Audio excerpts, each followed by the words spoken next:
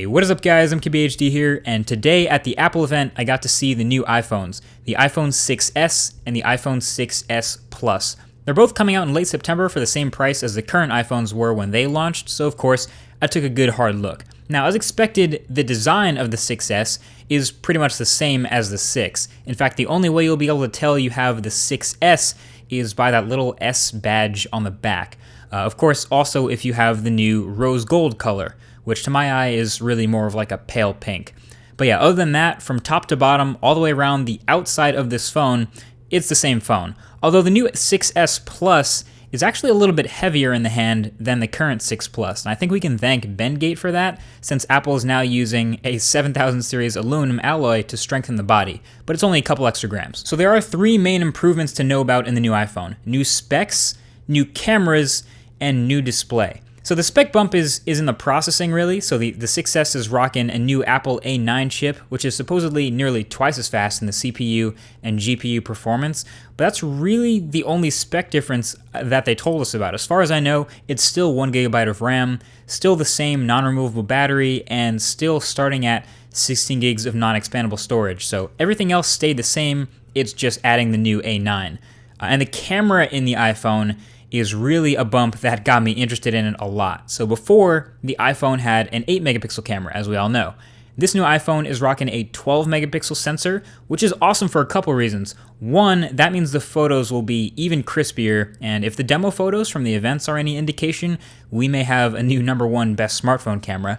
And number two, 12 megapixels now means we have a large enough sensor, or enough pixels, for 4K video. So this smartphone is now capable of hanging with the heavy hitters like the Galaxy S6 and Note 5 and LG G4 and pretty much every other smartphone that's come out this year that shoots 4K video.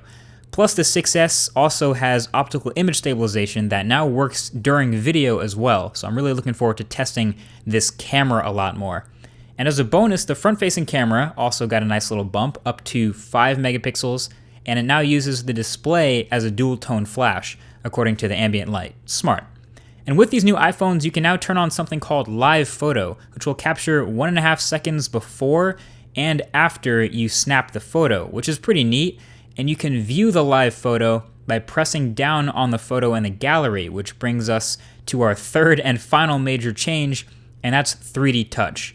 Not Force Touch, 3D touch. But basically the same thing as Force Touch. So now the iPhone 6s display is pressure sensitive and to multiple levels. So you can press down a little harder on the display to bring up a context menu in tons of places all over the OS. It's kind of like an expand button or a more info button. So you can 3D touch an icon on the home screen to bring up some quick actions for that app, or you can press an address in a thread to preview the location in Apple Maps.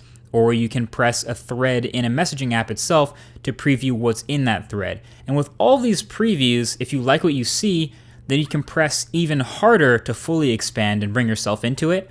Or if you don't want to, then you can release the Force Touch and then it shrinks itself back. So it seems like this can be useful at a level on a smartphone. It'll probably take some getting used to. The thing is, I was just playing it for a few minutes and I started to get the hang of it. And the Taptic Engine in the phone is also larger and a bit heavier and is now much more precise, so it feels more like the Force Touch on the Apple Watch, which is impressive. And it's fast. I mean, obviously the whole phone will be fast with that new A9 chip and moving around the interface, combined with swipes and gestures I already know. Combining that with the 3D touch just made it feel nice and fast. I don't know, the quick tip is with the home screen icons, you can press and then swipe over onto the action you want to perform, which was really quick. And multitasking with the 3D touch swipe in from the left side is also pretty quick now too, so definitely a little bit of a learning curve to get everything down and figure out where you want to use 3D touch, but it's promising. Also, third-party apps can and definitely will take advantage of this 3D touch too. So there was a couple things demoed. There was a game that can literally change weapons if you press the display harder. There was also apps like Facebook and Instagram that are already coded and updated to take advantage of 3D touch on the iPhone 6s. So there you have it. It's the new iPhone. The TLDR is it's faster, crispier, and a little more sensitive. So faster chip, faster Touch ID, faster UI, crispier for the cameras on the front and the back, and that 3D touch pressure sensitive display. It's not all super new stuff. I mean, lots of it has been seen in other smartphones before, but when going from iPhone 6 to iPhone 6s, this is about what I expected. Anyway, the full review will come when I get to use this guy as my daily driver, so let me know with a comment what you guys want to see tested right below that like button, and I'll get to hear your thoughts. Thanks for watching. I'll talk to you guys in the next one. Peace.